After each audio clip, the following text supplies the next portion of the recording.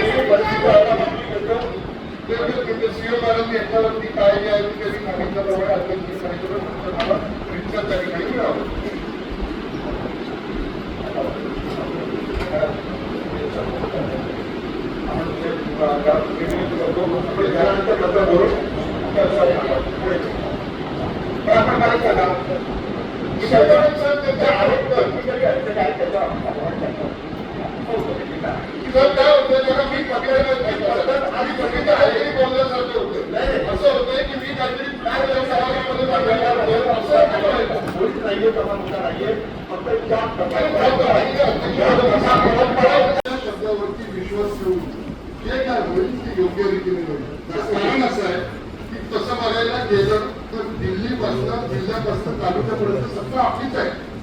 त्यापेक्षा आम्हाला ह्या 5-6 सदस्य अधिकचे गेले तर काही त्याच्यामध्ये वाईट होणार नाहीये, काही वाईटांना होणार नाहीये। जर असे पैसे लागले तर काय काही नाही, 2-2 मंत्री आहेत आपल्याकडे जिल्ह्यामध्ये। सत्ताधारीमध्ये सामील व्हा सांगा, सत्ताधारीमध्ये सामील व्हा ना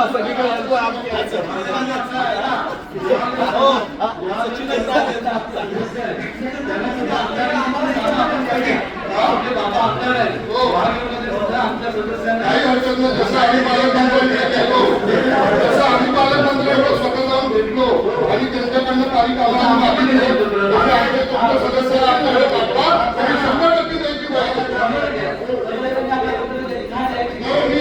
आपल्या सर्वांचा मान देऊन 22 ते 20 आकडे काढत नाहीये, आपण तुम्हाला देतो। वाचू नको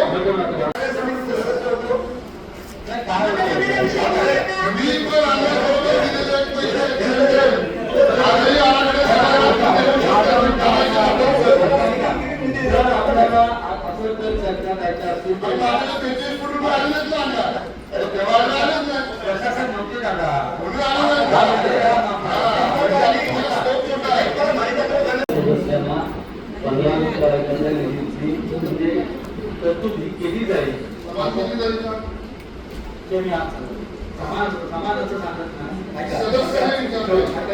टाइम्स डिजिटलला लाईक करा, शेअर करा, सबस्क्राईब करा आणि बेल आयकॉन दाबायला विसरू नका। Times digital.